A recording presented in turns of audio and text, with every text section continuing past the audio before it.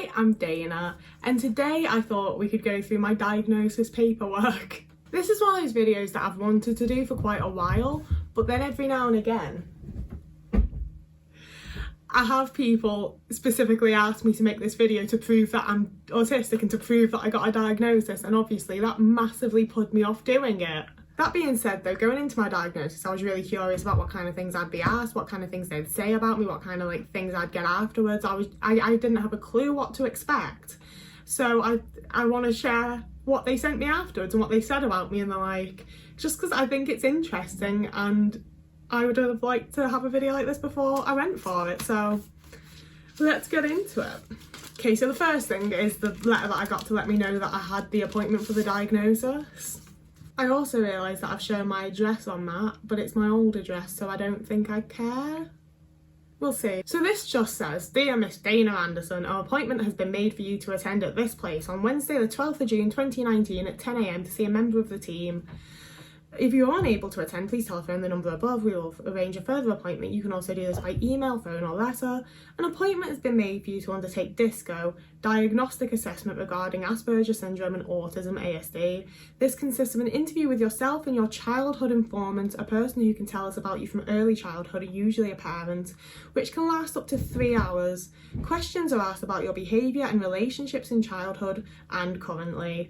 Following this, I will make a clinical opinion, write my report with a conclusion and send a copy to you and your GP." That was all the information I was given. It was upon receiving that letter, and when does it say when I got it?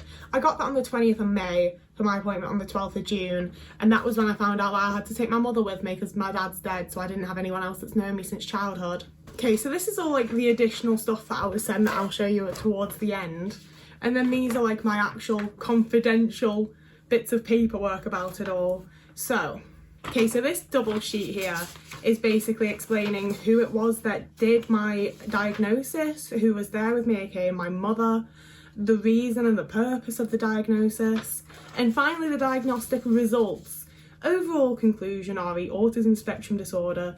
Dana Anderson does meet the criteria for ASD of the Asperger's syndrome type according to Gilberg et al. 2001 and has a diagnosis of ASD. He explained to me at the time essentially that they were switching from using Asperger's as a term to just autism spectrum disorder. So even though I technically fit the diagnostic terms for Asperger's, they aren't diagnosing people with that anymore because of all of the reasons. There's a lot of them, you can Google it, I don't want to explain it. I would not consider myself to have Asperger's, I consider myself to be autistic because I was diagnosed with autism spectrum disorder. However, I also meet the diagnostic criteria of Asperger's syndrome type. So yeah, recommendations, which is how they're gonna follow up. Dana will be given the information enclosed, those are the paperwork bits over there, on the post-diagnostic services offered by the team. An expression of interest, tell this team that you are interested in going, needs to be made no more than 3 weeks after receiving this report. The Liverpool Asperger team does not have psychiatry attached and does not care coordinate. If a psychiatric opinion is required, this should be discussed with the GP as a possible referral to generic adult psychiatry. This team offers time-limited post-diagnostic intervention if needed. If further service is needed from the team, contact the team above. So essentially it's we've given you some papers and there's a club you can go to, but congrats on the diagnosis, bye! Alright, let's get into the big report. This report has been prepared by someone with a BA, PG, DIP, SW, and relevant experience as stated below. They're a clinical specialist in Asperger's syndrome employed by the Liverpool Asperger's team at Merseycare NHS Trust Liverpool, qualified as a social worker in 2001 and then practiced in the field of Asperger's syndrome exclusively since 2003. Employed as a clinician within the Liverpool Asperger team. This is a multidiscipline. Yeah, you don't need to read all that. Basically, there's a massive chunk about how much he's been trained. There's this dude's done loads. And then it gets to my relevant background information. So relevant background information starts with just general information about my family and parents and life to that point you don't need to know, and frankly if you've watched my videos already do know. So Tina, that's my mother, described a difficult birth where Dana was born nuchal cord and had gone green as there had been problems with her perinatal. Dana was removed for a couple of minutes immediately postnatal, where Tina considered that there may have been complications, but Dana was returned to after a couple of minutes with no discernible complications and none mentioned by the medical staff. As such, there appears to have been no significant peculiarities post, pre and perinatal. It was noticed that Dana's eye contact was avoidant in infancy and that she appeared to want to play alone, sometimes pushing other age peers away from her and coveting her toys. This aloof presentation led others to say that Dana was a snob and spoilt, and appears to have been a misapprehension based on her avoidant and anxious presentation. Indeed, Dana was recalled to have blanked or ignored most others, as she did not feel comfortable with most people outside of her immediate family. Tina recalled that Dana did not like a lot of noise and would sit and rock on her chair which Dana recalled as self-soothing, and that this still occurs to some degree. That pissed me off in the assessment, was finding out that when I was a kid, if any really loud noises were happening, or I wasn't too bad with a loud unexpected noise, it might make me jump and cry, but I could deal with it. But if there was mowing, my dad doing tool stuff around my house, saws and constant noise, I'd sit on a chair and just rock back and forth. And the same as if I'd been bullied in school and things like that. And my mum said in the assessment I'd done that from when I could sit up alone kind of thing. If I was in any way overwhelmed or not having a good time, I would just sit there and rock. And I was could have told me that. But instead she used to tell me off for it and tell me to sit properly. And I didn't really cotton on to that being an autistic thing until she brought it up in the assessment. Dana was reported to have twiddled her hair a lot, a repetitive anxious habit as an infant, and this has persisted in adulthood. At 2 years old, Dana was not speaking, and when she did speak, was mispronouncing words considerably, which led to speech and language therapy referral, where some work was delivered to bring her speech on. Dana states that she still has to concentrate pronouncing some words, such as football. That's another one where I had quite a lot of speech therapy and speech therapy groups and all sorts of stuff as a kid, and I didn't really I didn't remember them well, so I didn't really remember what they were until my mum brought them up and was oh yeah, she had speech therapy, and I was what?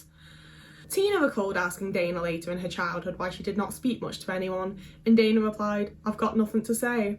This tends to indicate some clinical problems in social communication, where there was little need to consider sharing any thoughts or experiences with others. There were no peculiarities in play recalled from childhood, although Dana did prefer to dress up as characters that used swords as her preferred role. Dana attended mainstream schools in the UK and Denmark. There were no indicators of global development delay or significant learning disability. My mum got real stuck on that, and it's another one where I remembered it. I remember I know that as a kid I was obsessed with Zorro and Aragorn and Mulan and any bitch that had a sword. I was I am down for this motherfucker, I love a sword. So I would regularly be I'm gonna put on this weird poncho thing and pretend it's a cape and I'm Aragorn, or I'm gonna make myself a little blindfold thing and pretend I'm Zorro and I had plastic swords. But I sort of remembered it as being a side thing that I just sometimes did as a kid. And in the assessment, my mum was no, she did this every single day for years. She was obsessed with it. Dana has two older brothers, one of whom has been diagnosed with Asperger's syndrome, and her partner also has a diagnosis of Asperger's syndrome. Both Dana and her family have noticed similar traits in Dana's character and query if she too may meet the criteria for a diagnosis of Asperger's syndrome. Dana currently spends her day writing an online blog, making videos for her YouTube channel, and works part-time in the video library run by the place I was working at the time, a charity which gives training in media and production. Dana also plays guitar and sings in a band who undertakes some local gigs. I'd done 2 gigs and they were the only 2 gigs we ever did. Dana has no children or dependents. Okay, so this is an explanation of the purposes of the disco. The interview was held at the clinic and took some 3 hours to complete, and I also gained information from a previous assessment conducted by Dr.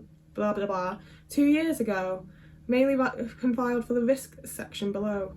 I didn't know that they'd used anything from a previous assessment, and looking back, I think that would have been when I was first experiencing my big bit of burnout that we thought was really bad depression.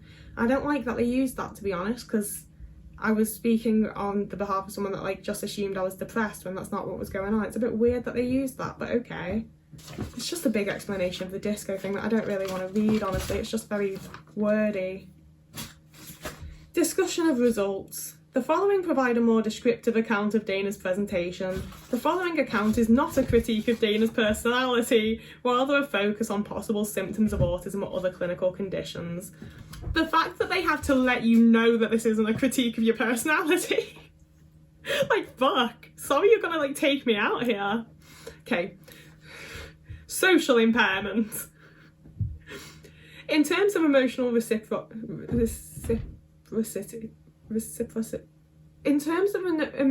reciprocity, I know the word, I just don't remember how to say it right now. Reciprocity. You know what I mean. This was not lacking, but poor attentions to others in childhood and still currently lead to poor emotional recognition and anxiety. Regarding how to react to the expression of others, Dana still does not like the emotional expression of others as it increases her anxiety and she is unsure of how to react. Certainly she states that she does not feel the emotion reciprocally easily, if at all. Tina reported that demand avoidance, especially going to places and leaving the house, was evident in childhood and as an expression of general anxiety and social confusion. Tina recalls coming up with various strategies to make Dana feel that she was in control and that it had been her idea to, for example, go to the park. This strategy worked. In terms of friendships and relationships, Dana has had one romantic relationship which persists to the present. It did in 2019, okay? With this person who is also diagnosed with... Oh, man's going mental. You okay, little boy? Yeah, so in one romantic relationship, make sure to point that out, like, may as well have underlined it. Dana has had one romantic relationship which persists to the present with this person who is also diagnosed with ASD, and so a kindred personality. I was being abused, my guy. In terms of friendships, Dana has one qualitative friend for a period. Oh, Dana had one qualitative friend for a period in childhood, but not before or since, preferring the company of her brothers and their male friends. They were just there. I was just forced into hanging out with them. I did not prefer their company. Dana was like anxious and avoidant as a child and hated going to school. Tina reported that she was largely misunderstood by teachers and pupils, which led to bullying from pupils, physical and verbal, and irritation and dismissiveness from several teachers. Dana reacted to bullies by trying to slap them, which resulted in her getting into trouble. I did that once to this horrible girl called Chloe that was like getting all up in my face, and she deserved it, okay? Dana was obvious in her retaliation, whereas others were not so obvious in their persecution of her and could avoid being seen by teachers. That was a big one. They'd be all sneaky and then I'd go, why the fuck are you doing this to me? And then the teacher would go, why are you screaming in the middle of the classroom? As such, Dana has experienced rejection and hostility from her age peers, for the most part, for most of her childhood. It is little wonder that she now avoids being... It is little wonder then that she now avoids others unless they are well known to her. Dana suffered bullying for being weird for all her school years, it was reported. At one point she was enrolled in a Catholic school as this was the only one in Real with places available. Not true. My mum just decided to send me to a Catholic school. It was her choice. She decided to do that and then she bullshitted to everyone even years later and was reprimanded for not taking part in the religious ceremonies. That always pissed me off. This isn't about this anymore. This is about my school. Is because they always made out that I was like being like the most disrespectful, like awful person to have ever walked the earth. And it's like, no, I've sat quietly at the back for the entire like hour and a half of this bullshit mass that you're doing. I've not said a word, I've not been disrespectful. And when every fucker's got up to go and drink a bit of wine and get the fucking cracker like placed deep-throated into the fucking back of your throat by Father Charles, and then have some ash put on your head, I was like, I'm not gonna do that. I'm just gonna sit here quietly and not disrupt anything, not be disrespectful. And you made it a thing, like... It appears that the teachers expected this regardless of the individual circumstances of the children. Tina recalls being exasperated trying to get this point over to the school, but Dana was not religious. Dana recalls that she was not obstreperous. She just stood silently at prayers. Currently, Dana has found a social niche to some degree by playing with her band, living with her partner and working in the video store. My band kicked me out, like, I want to say maybe a month after this. Like, the band that I put together and, like, brought together was like, can you stop coming? Narrow interests. Dana has had particular interests as a child, persisting to adulthood, which goes beyond a normal hobby. These are Lord of the Rings These are the Lord of the Rings books and films, Doctor Who, and the Foo Fighters. Like, seriously. Find me an autistic person that doesn't have Doctor Who or Lord of the Rings mentioned at some point. Repetitive routines. For many years, Dana has maintained rigid routines which have developed into rules of living. Dana recalled how she would repeatedly watch Drop Dead Fred, formerly 3 or 4 times a day and more recently 3 or 4 times a week, as a means of comfort and pleasure. Dana explained how she would become obsessed with other TV shows and films, and informed me that she would often associate actors from one film and continue to watch other things starring that actor. Similarly, Dana would take preference to a particular music band and then continue to follow the particular band members if they joined a new band. Dave Grohl is the main focus of attention. Dana reported how she developed a loyalty to these individuals or brands, which she consequently collects a variety of merchandise and memorabilia thereof. Dana's food choices are influenced by colour, texture and taste, with firm rules regarding how things are made, if they can be on a plate together and if they have to touch or not. She reports having purchased food separation plates in an attempt to prevent different foods touching. She will often prepare a cup of tea in a specific way. It's literally just that I don't like my tea being too hot. People always make such a thing out of that. Sorry, I don't want to burn my fucking tongue off having a cuppa. Dislike for certain food textures. Dana is currently vegan but has always had issues with food, especially regarding texture. She is averse to semi-liquid or slimy textures. I just don't see the point in like cutting up a load of veg for a stew when I could just eat the veg. I don't like soups very much, I don't like stews very much, things like that. Dana still uses a video and TV combined player from her childhood to watch her DVDs on as this completes the routine. You're wrong, pal, they're VHS tapes, they're not DVDs. Like, not to make it more autistic, but... Speech and language. It was recalled that in early childhood Dana spoke quietly, just above a whisper, and had her own language. Dana also talked to herself and had imaginary friends until her teenage years. That was just when I stopped telling my mother about them. I absolutely still have them, fight me. It was recalled that Dana struggled to infer the meaning or gist from the communication of others, including the semantic and pragmatic communication of others in childhood. Certainly Dana knows that she is no canny social navigator. Dana reports being guarded and shy in childhood, and much of this presentation was seen today, hence she did not talk if not necessary.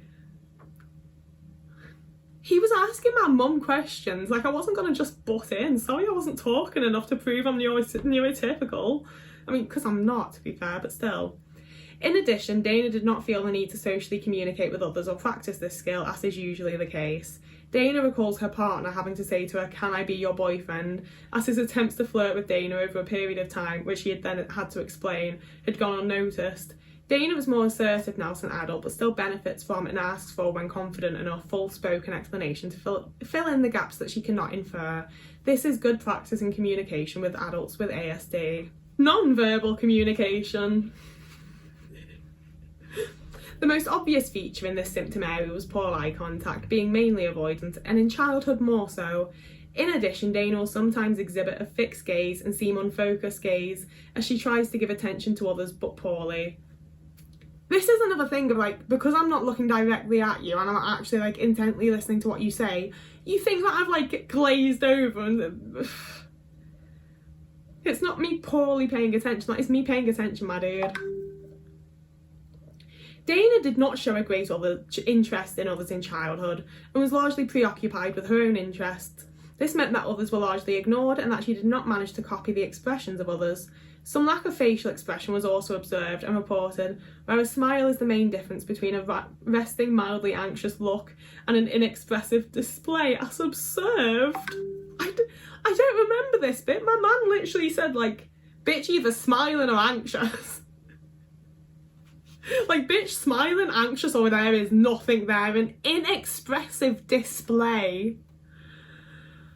Remember guys, it's not a critique on my personality though. As observed as well, he's like, yeah, I saw this. This isn't stuff they're telling me, I observed this. Like fucking David Attenborough out here.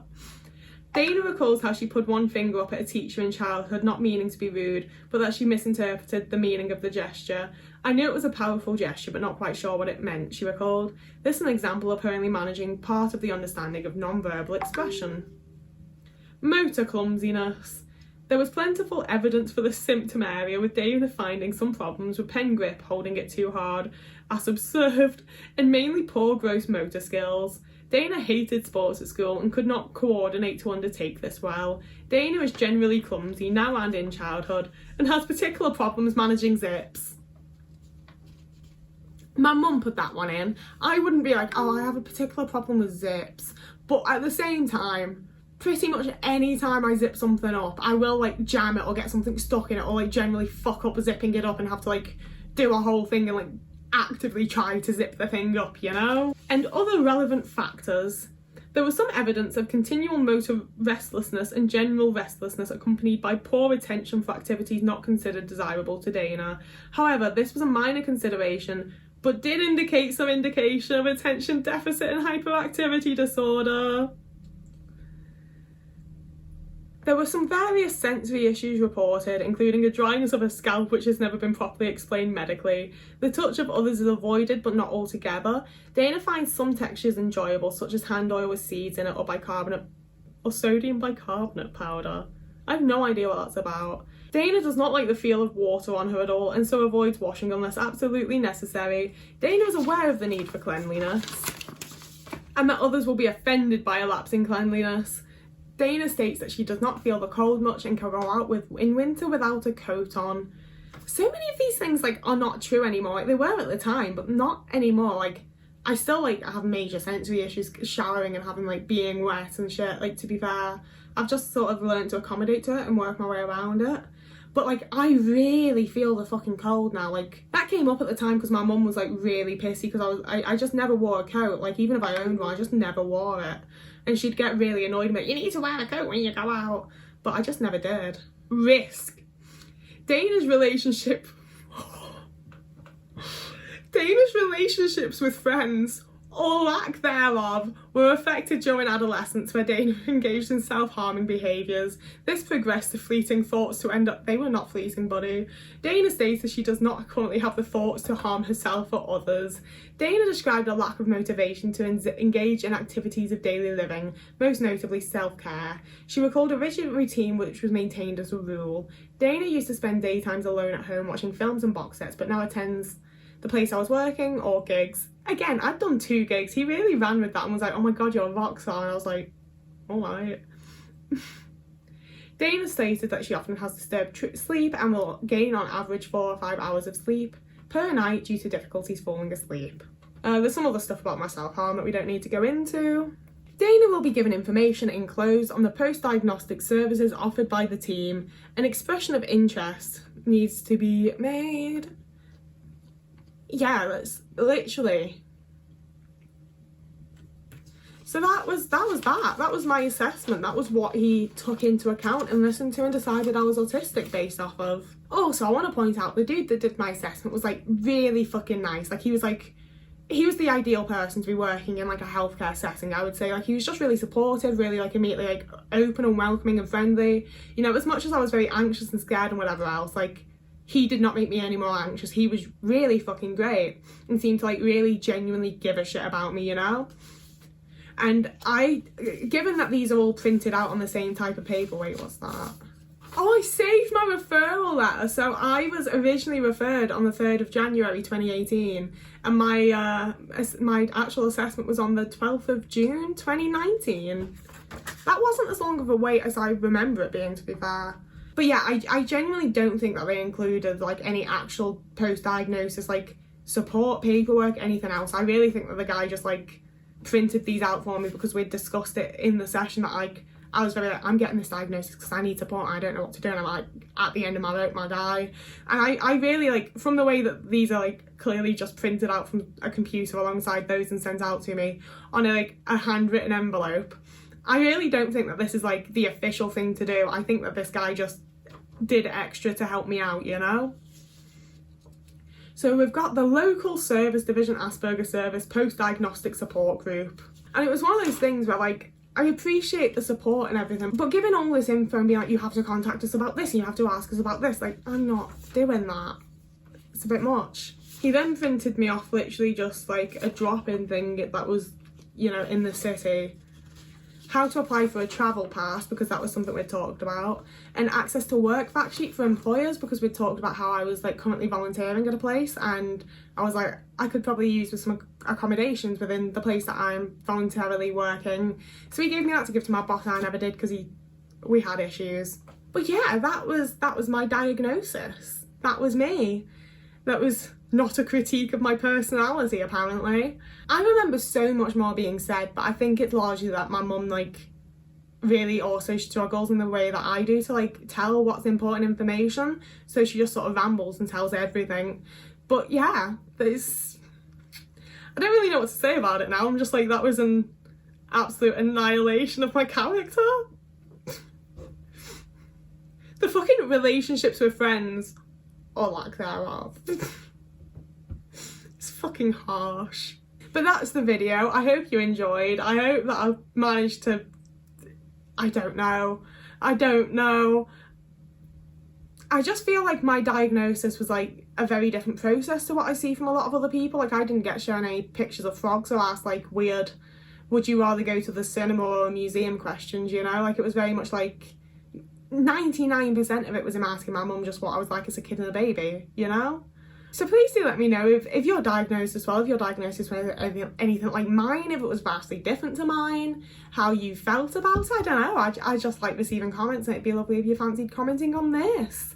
I post videos that are similar to this, similar kind of to this, on Thursdays and Sundays. I post on TikTok every day at the minute. I'll probably die sometime soon and stop doing it, but I'm kidding, I'm not gonna die soon, but I don't know how long I'm gonna post to TikTok every day, because doing something every day is kind of like really stressful. But I am posting to TikTok currently every day. I also have an Instagram and a Twitter account, which will be linked down below, alongside my Patreon. If you want to become a Patreon member or Patreon subscriber, you can send me some money, and you can do the same on the YouTube memberships, which would be really cool. And you can also donate to me on Ko-fi, not Patreon. Ko-fi is the place that you donate, and these will again all be linked down below. And I really quickly want to say a big thank you, because 2 people have donated to my Ko-fi this month. That's really nice of you, it's really kind of you. It's one of those things where I'm like, money doesn't matter, but then every now and again there's suddenly money there, and I'm like, oh my god, I've got money that's like not something I've already like planned out to pay for something. I can just get myself something nice. It's amazing. So thank you very, very much to everyone that has done any of those things, but there's never any pressure. You do not have to. It's all fine, it's all groovy, but big thank you to everyone that has. It's really lovely when you do. So whoever you are, wherever you are, I hope you're having a lovely morning, evening, day, afternoon, week, month, year, and I will see you again in a couple of days.